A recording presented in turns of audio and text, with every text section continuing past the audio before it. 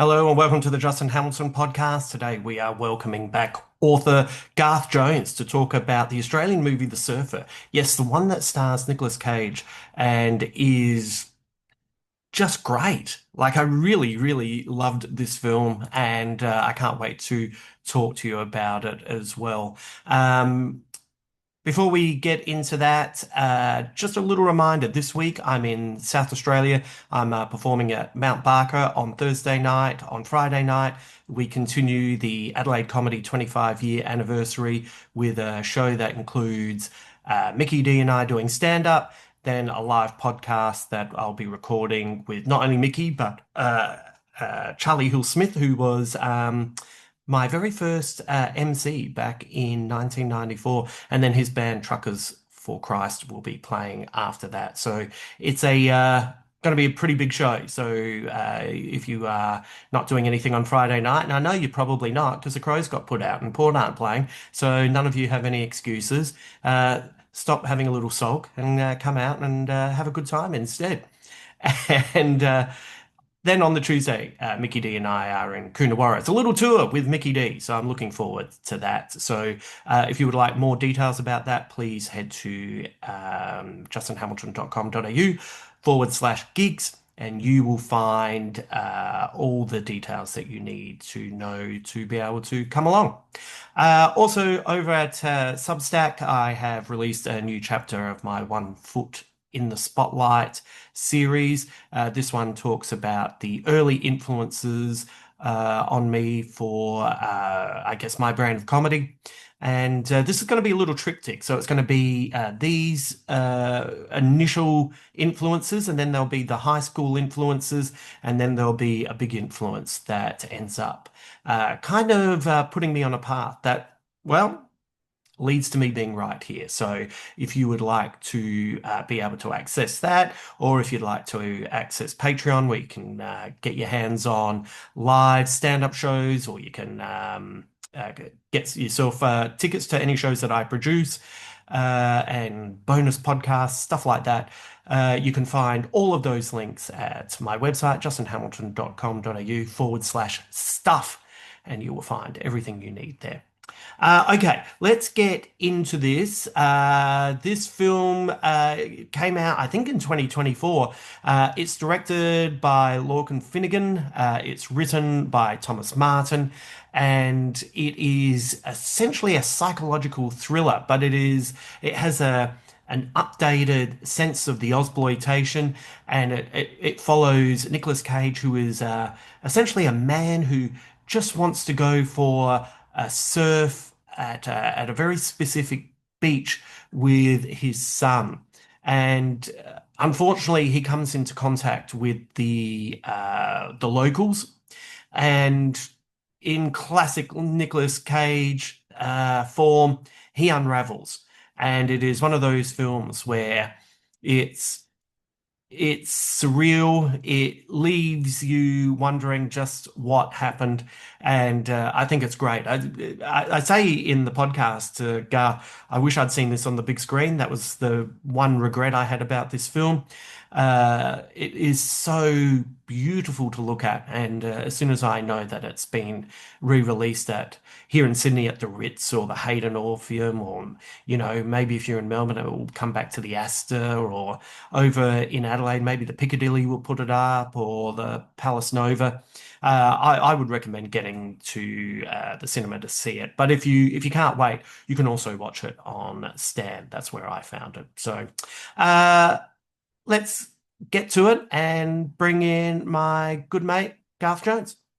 After watching this film on Stan, my first reaction was a genuine regret that I hadn't seen it on the big screen, because I thought the film, before we even get into what it's about, I thought it looked beautiful.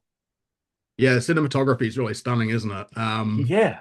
Even saw someone describe the drone shots of the waves, the azure Yeah. waves, as screensaver-esque, but they're really mesmerizing. Like, it's a beautifully shot film that's got I guess the aesthetic is like very overcooked, isn't it? Like, just that Yeah. sense of saturated color Yeah. and just, yeah, everything being dialed up past 11. into Yeah. 12, into 13, into 40 degrees, into 50 degrees, just Western Australia beach style, Yeah, it's a really good sweating way of balls, putting it. the teeth are all white, everyone's really orange.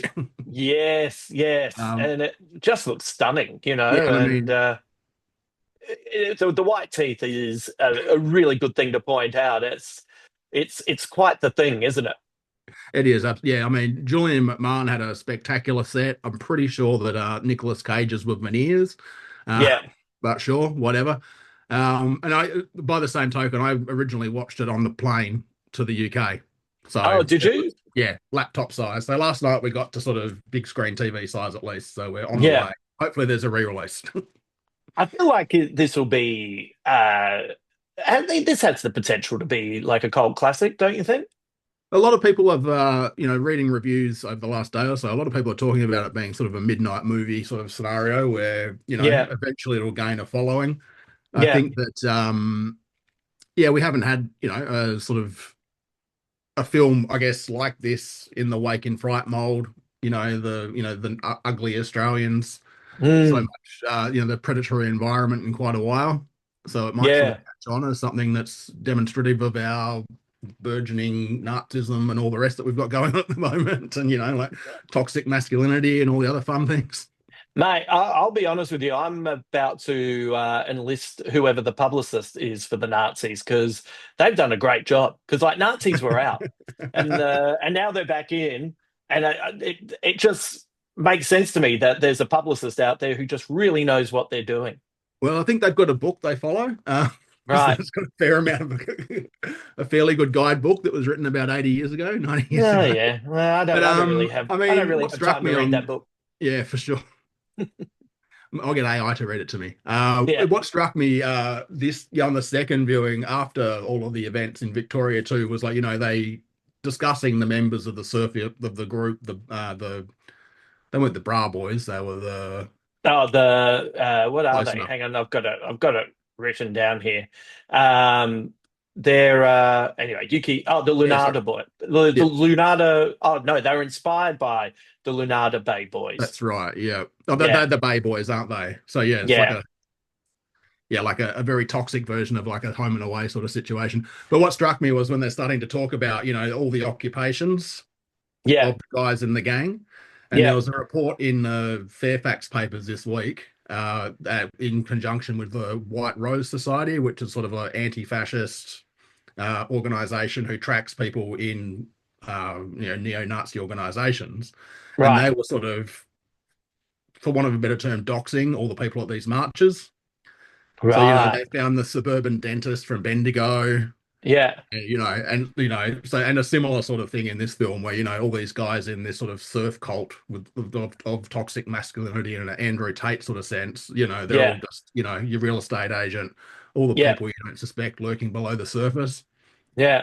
of this horrifying Little. sort of nightmare that Nicolas Cage has gotten himself into. Well, yeah, they're the Bay Boys, aren't they? It's Yes. just nice and simple. Yep. That's why it's so hard to remember. You want to add different things to it. Yeah, it's interesting, isn't it? It's the real estate agent. It's just an accountant. It's the The local bank cop, manager. Yep. the bank manager. They're all in on it, and but the part that's kind of most interesting about it is the you apart from the one good character, the one good person is Miranda Tapsell, which makes sense Yes. having met.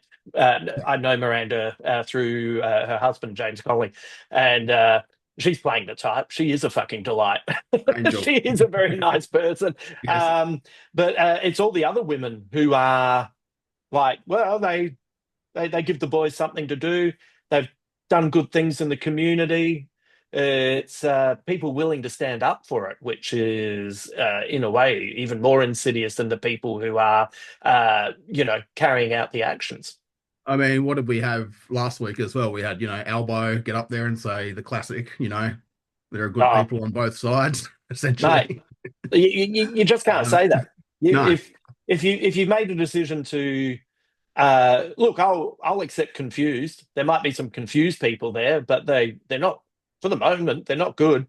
well, You hand out these platitudes, and then they, you know, you justify them. You kind of allow them to sink their tendrils into society and then become such a part of it that it's really hard to remove them. I mean, if I turn up to a rally like that and I'm pissed off because the cost of housing is challenging, or any number of other any range of issues, and then you just see a bunch of guys in black shirts with a friend of mine told me they'd brought their dogs for a walk too. Yeah, So they're all there with their Rottweilers and all the rest. yeah. Probably not going to join the march. No, you know Probably going to what? bugger off and post about it somewhere else, or have a Yeah, impotent outrage about my issues. Yeah, yeah. Well, it's obviously embrace your impotency. Sometimes it can surprise you by getting rock hard. exactly. But but so I haven't followed AFL for ages. Kind of after the Adam Good stuff, and having lived in Melbourne and being close to, not dealing directly, but being close to the structures that run the AFL clubs, I just didn't like what I was smelling, Yep. and it kind of, I love the sport, but I just knew too much, and it kind of killed it. And also the fact that it's almost like a religion Mhm. rather than a sporting event. It's kind of tipped over into that side, and I can't sign up for anyone who loves something too much like that. I think there's something really creepy about it. But it was funny, halfway through this year, someone told me, "Oh, the Crows are doing really well." So, oh, okay. And then I one day checked the ladder, and I was, oh, they're really close to the top. And then I saw they were at the top, and then I started reading a couple of articles. I thought, oh, maybe I'll watch the finals. And then I think it was the second to last game. Our best player called a Collingwood player a homosexual slur, like dropped an F Yes. bomb, Yep. and he got banned. And then on Thursday, I was told that the Adelaide crowd booed the guy who got called the slur, and every time he touched the ball. And then the coach afterwards was like dismissive of it being anything other than, it's just footy. Just boys being And boys. Yeah. I was just like, oh, no, I'm out again. That's good. Yeah. Thanks. I was really appreciative of it because, um, you know, it means I don't have to fucking sign up for the finals. And Well, it, we're off on the Australian toxic masculinity tangent already, and there's lots of things to talk about in terms of the xenophobia that the film sort of characterizes as well. But yeah, there was a story about the guy, was it Mitch Brown, I think? My football knowledge is very, very shallow, but came out as bisexual, yeah, which is obviously a terrifying thing to do in that culture. Like, was it yeah. Ian Roberts in the 1990s in the NRL? Well, that was the NRL. Yeah, yeah. Yeah, but and then seeing friends sort of referring to the level of vitriol he was subjected to in 2025. Like it's wild. That people still can't get their head around just basic, this dude, you love who you love. It's fine. Get it, stay home. You don't have to worry about it. No one's putting it in your face. No one's going to force subject you to anything you don't want to have to deal with. And this is something I'm learning more and more in the, now having a kid in school. It's how much do you tolerate other people's weird ideas, and yeah. how much can you stomach some of the really backward sort of gear before you sort of arc up? You got to pick your battles, right? Like you got to play it in the moment, and because you also don't want to become the crusader who everyone stops listening to because all you're doing is crusading. So you brought them into fascism. Yeah. Oh, look, I'm absolutely convinced that any male who is deeply homophobic, deep down, probably wants to suck off a man. Why else would you? Just find out. It's fine. Yeah. Why else are you so upset? Then it's something that you don't feel comfortable with. Never achieved it. Deeply upset. Yeah. Never got exactly. there. Got invited to the appeal. No one was interested. Fucking devastated. Right. Yeah. Back in the day at the Mars 4 bar, o'clock. no one 4 No one a.m. wanted. Yeah, You're on your night everyone just finger. waved goodbye to me. I stood next to that fucking glory hole for hours and Didn't nothing get popped harassed out. by anyone. It was bullshit. Yeah, these fucking gays. It's so anyway. Yeah, it's I was the person who was telling me said, "Oh, I can't believe I'm now barracking for Collingwood because of the way Adelaide carried on." I said, "Well, I don't want to stand up for uh, the parts of the crowd who would have been engaging in that, and I think it's a pretty piss poor." A continuously piss poor effort by an AFL coach to actually Yep. stand up for some rights and have an opportunity to make a stand. But also, let's fucking calm down by barracking for Collingwood. They have enough fucking, That's a you class know, issue now. yeah. Anyway, You're not but going to escape this that. is, getting back to the film. This is what makes this movie really interesting because it's a surreal, hallucinogenic fall from grace for a man to get lost in his own memories and lost in his own story that he's telling himself and the insanity that prevails from it.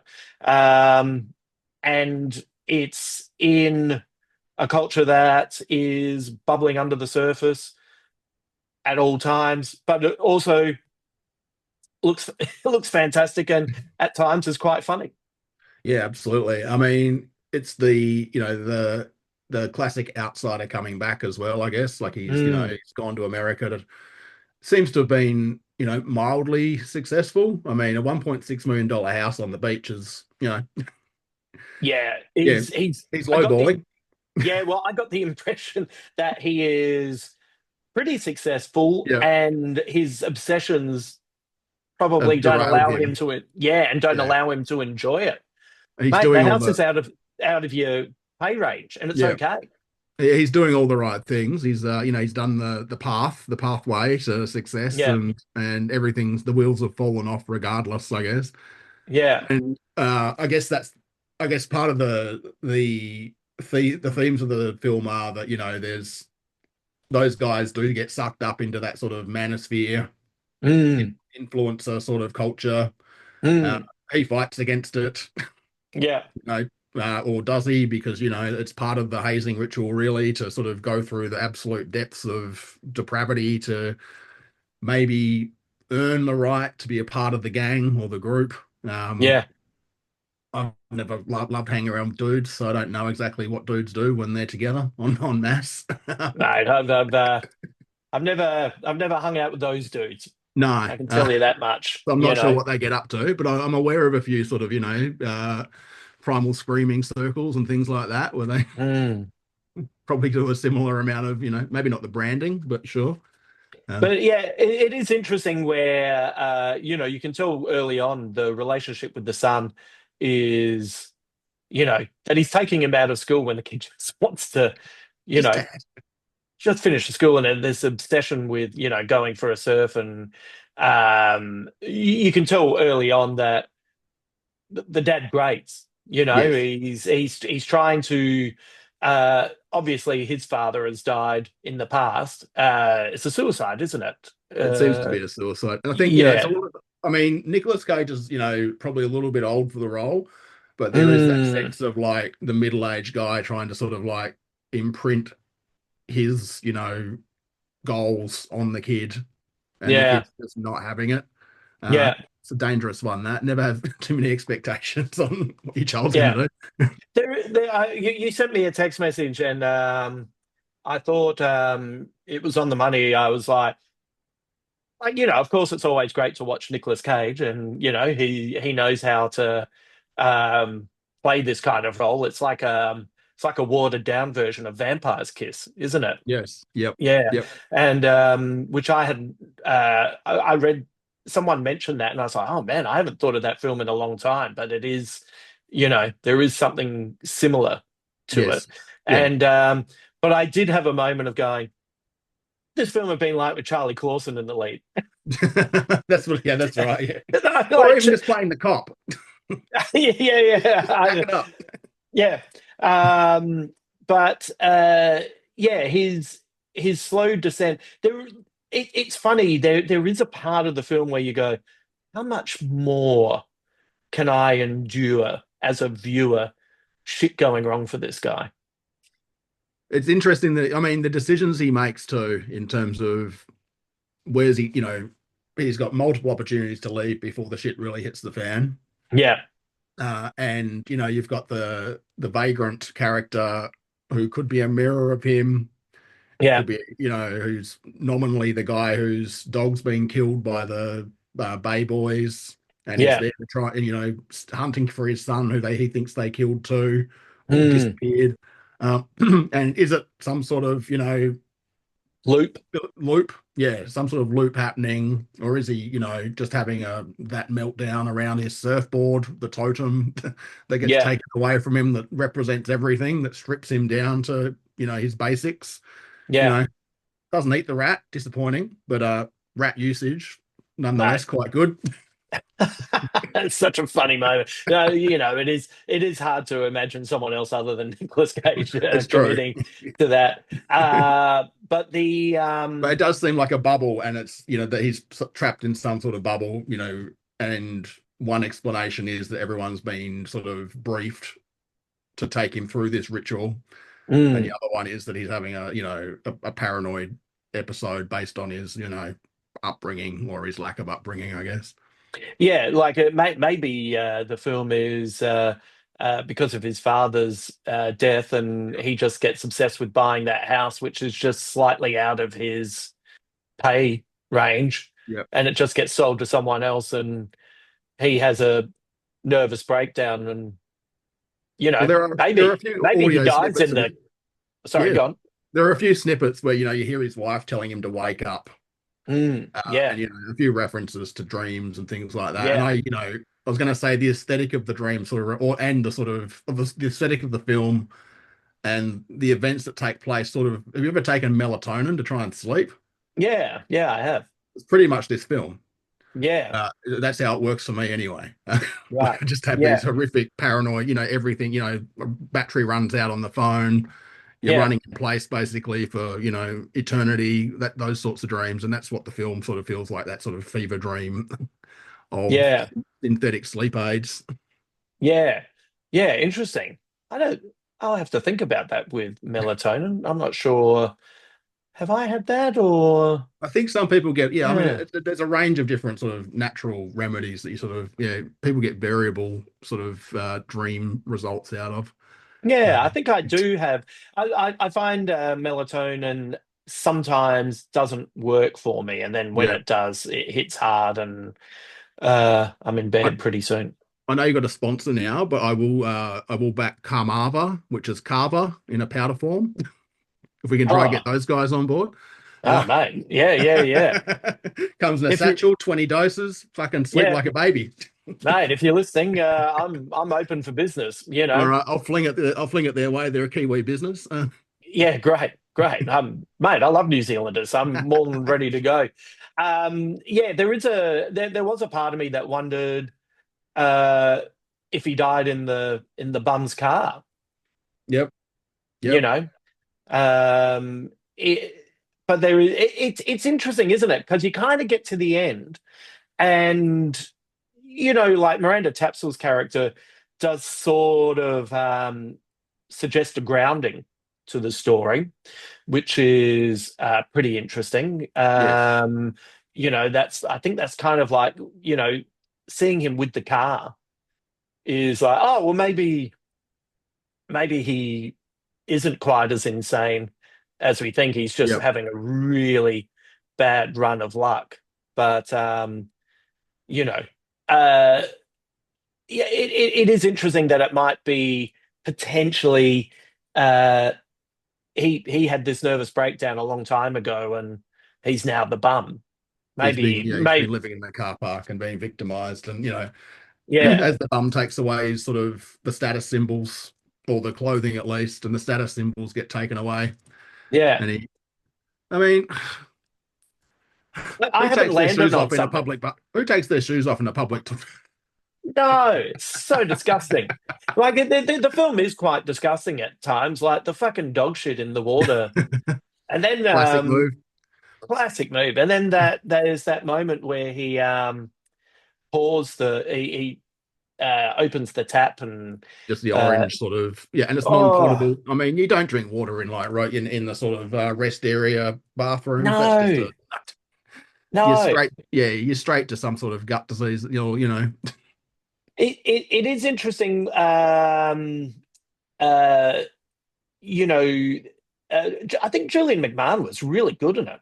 I think especially the scenes that I really enjoyed him in were one on one with Nicolas Cage, and yes, when he's offering him food, but then sounding so reasonable, like legitimately reasonable, and then eating the food at the same time that he's offering, yeah. and that's how these kinds of guys work, don't they? They Well, you've do got, have a foundation of reasonableness.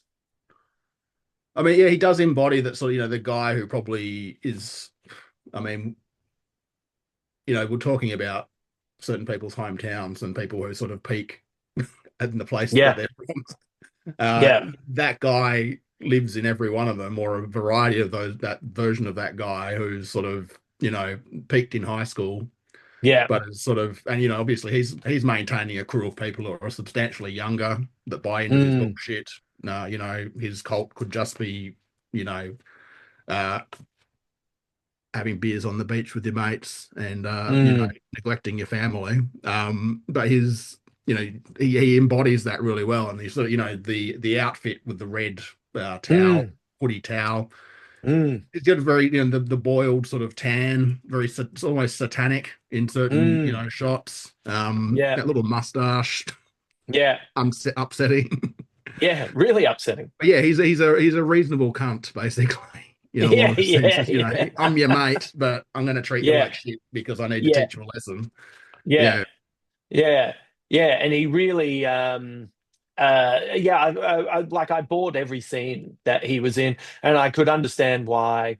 Uh, I believe that those young guys would think he was the bee's knees, as it yeah. were.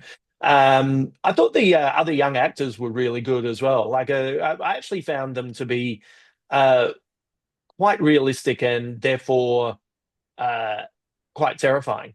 I think yeah, that's definitely. I guess as you get a bit older too, like those kids do sort. I mean, last night, no, this is telling on myself, but the kids on the golf course next door landed a ball on the roof, Right. and I went outside and sort of went, the fairway's that way, boys, and then sort of Yeah. went, oh God, I hope they come and fucking egg the fucking house or like key the car later on. Oh my God, that's so funny, All right, leave the dog outside tonight.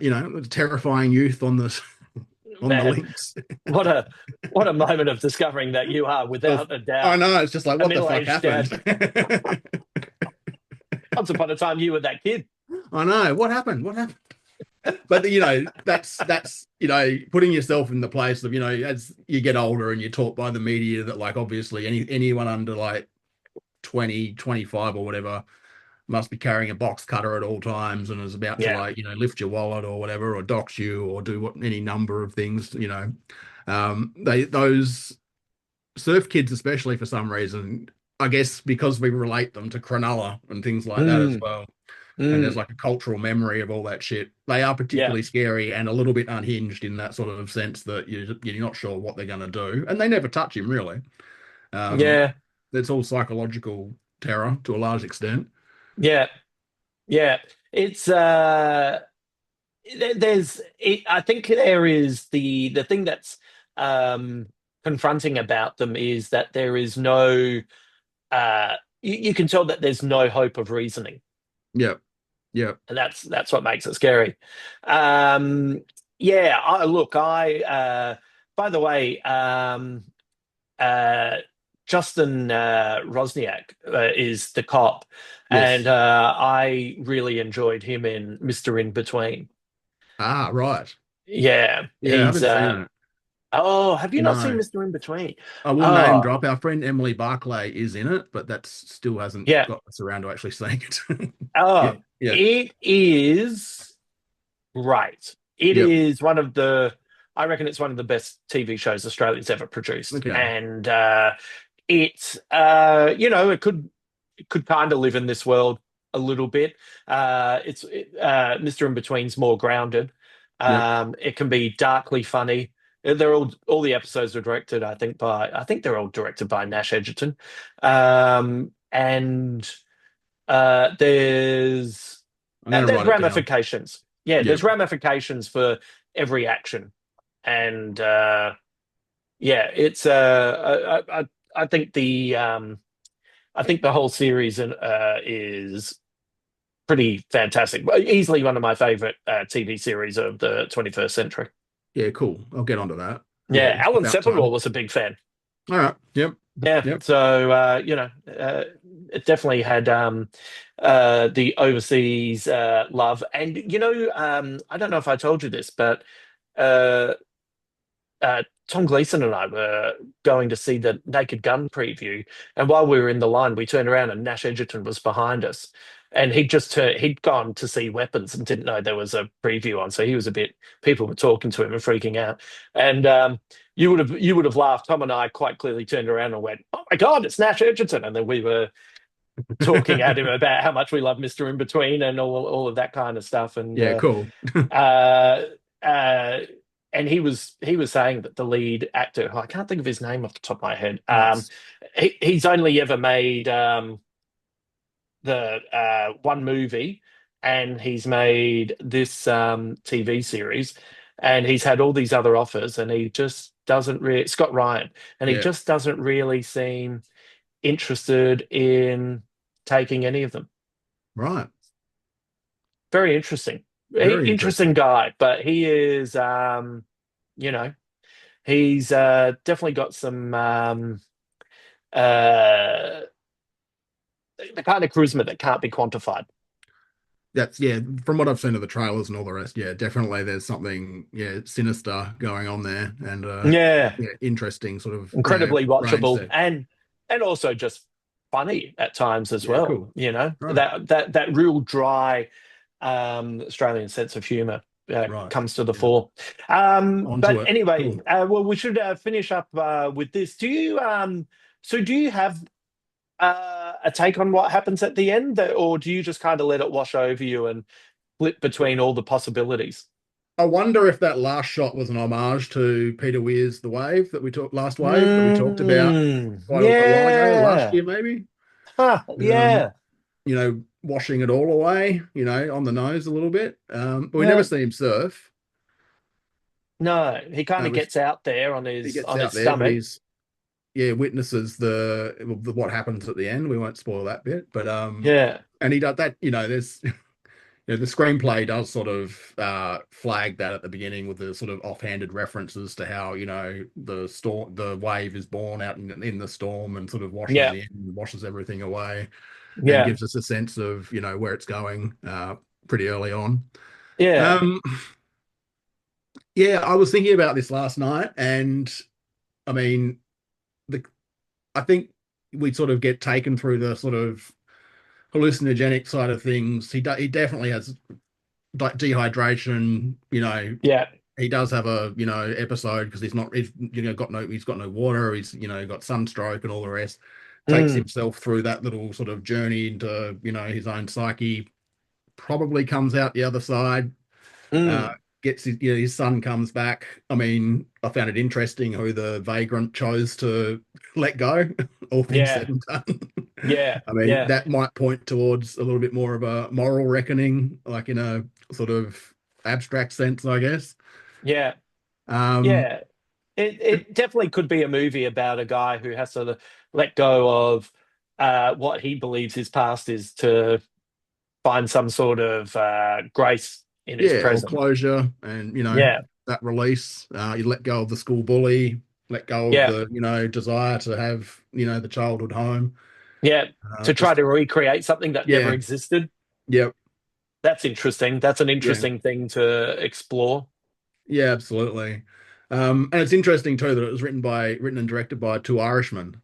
So, Yeah, yeah, because it's so a there's that sort of heightened sense of the novelty of the landscape. mm, And I guess, you could probably sort of pin a fair amount of like melancholy introspection on the Irish. mm, So head down yeah, those rabbit holes philosophically, I guess. Yeah, yeah, yeah, yeah.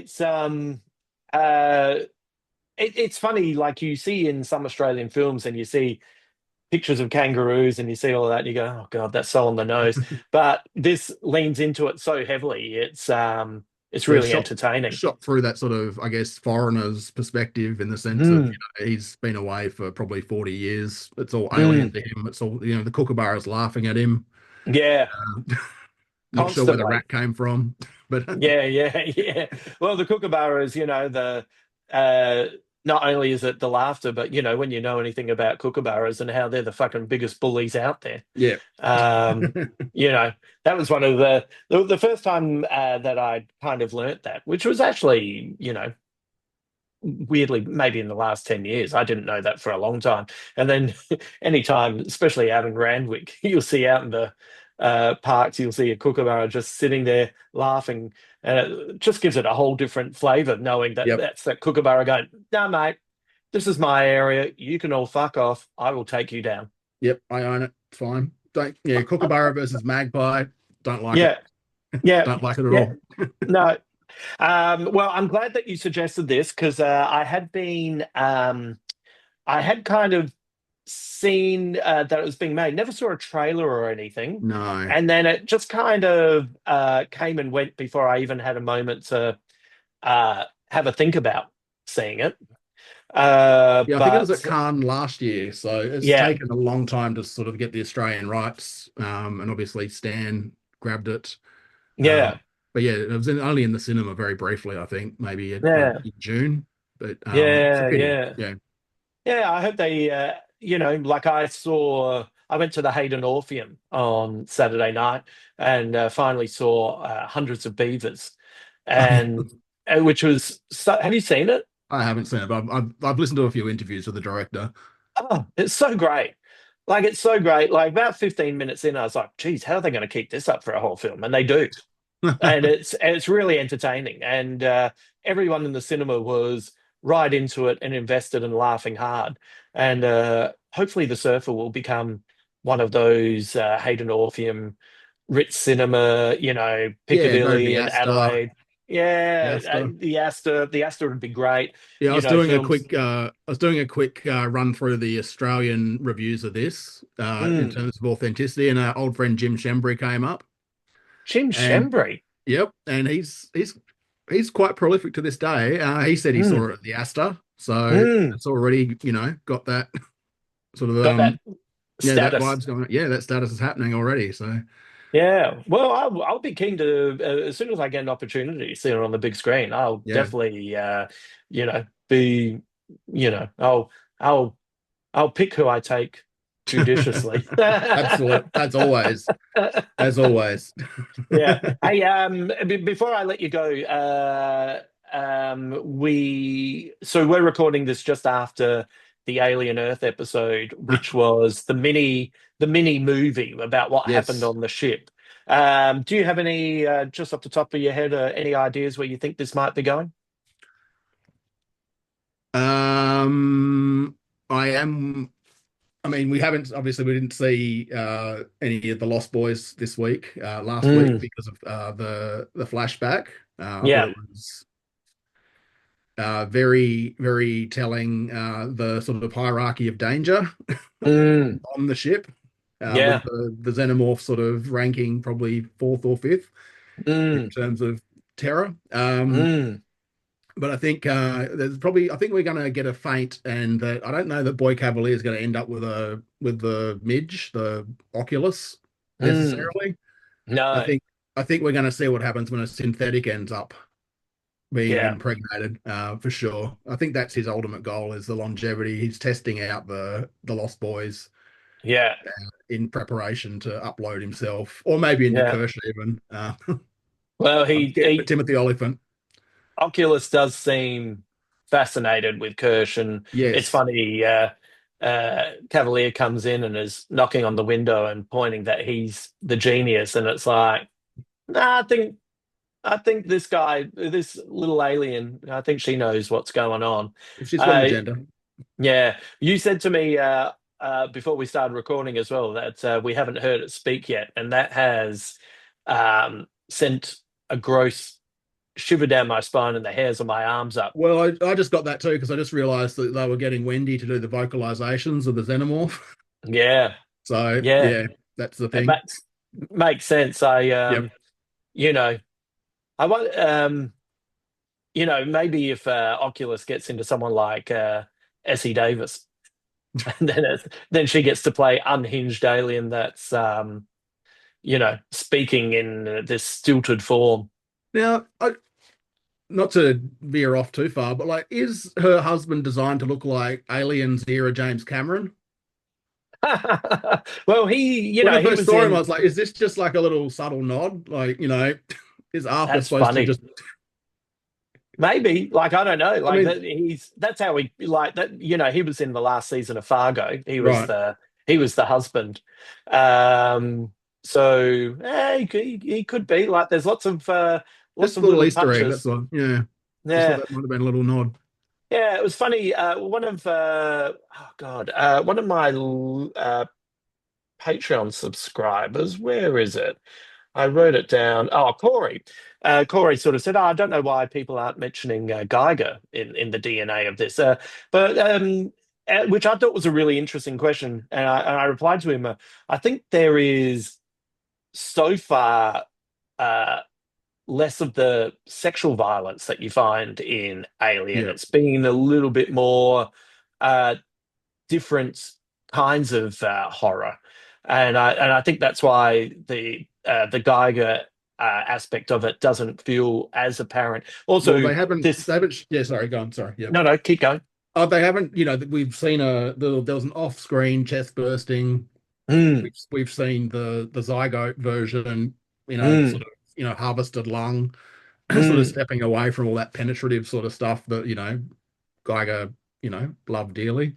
Uh, Yeah, yeah, and yeah. I think that's also meant that because I finally finished Alien 3 and Yep. I watched the original and Alien Resurrection. So I'm all up to date with the Alien films, and they're such weird. It's such a weird franchise where every genre is something kind of different, but all the aliens are kind of different as well. And once again, Yep. the Alien Earth version is it's kind of more tricky animal than Yes. sexual perpetrator. Yes. Yeah. It does seem to have more of a cunning to it. Can we do a separate Alien Resurrection podcast at some stage? Oh yeah, sure. Can we talk about Gee, Joss Whedon? like what a Can we talk about that like. script? Well, it was already a weird film before we He knew got his anything hands on it. about. Oh Uh, man, like, but it's just the red flags 30 years later. Just that entire script is like just yeah, peppered with like gross shit that, yeah. just as he was starting his career, really. Never trust a man who wears a t-shirt that says "I'm a feminist." I've This is stood true. by that for too long. Thank you I'm very wearing a much for t-shirt, that. however, I want to shout out, by the way. Oh Not I'm a yes. feminist. But this t-shirt's from the Readers and Writers Against Genocide Oh, on where did you get Instagram. that? If you follow those guys on Instagram, that's a Yeah, lot of people standing up and just, making a very, protesting against what's going on in Gaza more horrendously every day. yeah, And yeah, it's a community of readers and writers, but anyone can grab one from their Instagram handle yeah. and just have a little show of support for those guys. Just thought it Okay. was important to just flag that one because I forgot to wear it the last few times. Oh yeah. Sorry. Yeah. So is that the full handle? Yeah, it's Readers and Writers Against Genocide Okay. on Instagram. Yep. Yeah. Great. That'd be the plug for sure. Yeah. Great. All Um, right. People can check that out. It's a good yep. t-shirt too. Yeah, it's a good t-shirt. Yeah, Yeah. Good font. absolutely. Where can people find you, Garth? I'm just at Past the Amol on Blue Sky, which I just mainly retweet angry things about AI. Yeah. Instagram, which I'm increasingly horrified by, and Letterboxd, which is lots of fun. Remains lots of Yeah. fun to just get in there and just talk about movies and just keep track of what you've been up to Yeah. in a Letterbox. cinematic sense. Yeah, All right. nice things. Yeah, Been meaning to join Letterbox for 10 years. yeah. Well, it's time. You know, maybe I'll have to let something go. It's what a world we live in where All you do is work, and it's hard Yeah, to keep up with indeed. all of it. Yeah. Um, where can people, the short story that you sent me to read, can people read that anywhere? They cannot at the moment. It's Right. currently in consideration for a prize here in New Zealand, so Yeah. it can't be published anywhere at the moment. But Yeah. hopefully we'll get some news about that soonish. Okay. Yeah. Yep, Keep me I posted will. with that. I think it's Yep. the best thing you've written, so I'd like Thank you. the listeners to be able to access that. So we'll But yeah, keep them updated. once I hear more, I'll know where it's going to end up in future at this point. All right. Yep. Yep. I Great. will let you All know. right. Thanks, Cool. mate. We'll chat again soon. Thank you. Bye. Thank you to Garth Jones for suggesting The Surfer. It was one of those movies that when it first came out, I did have it circled and then just never got to it because you know what it's like. Work gets in the way. Suddenly you're on the road.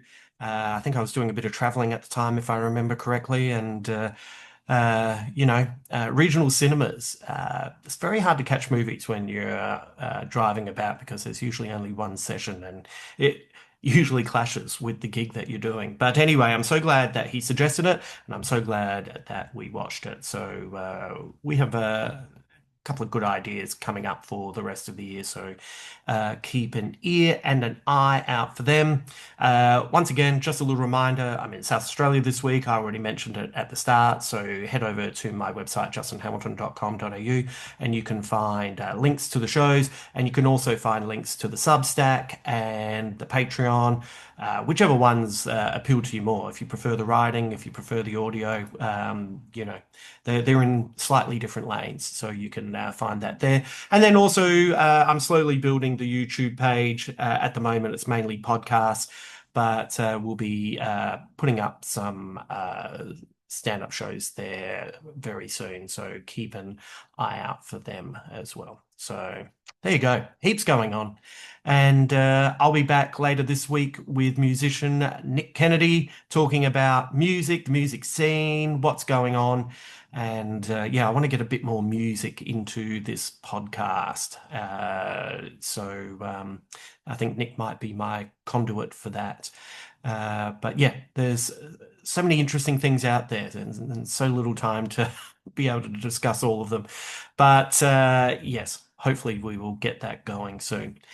All right. Thanks for tuning in. I'll be back on Thursday and you look after yourself. Until then.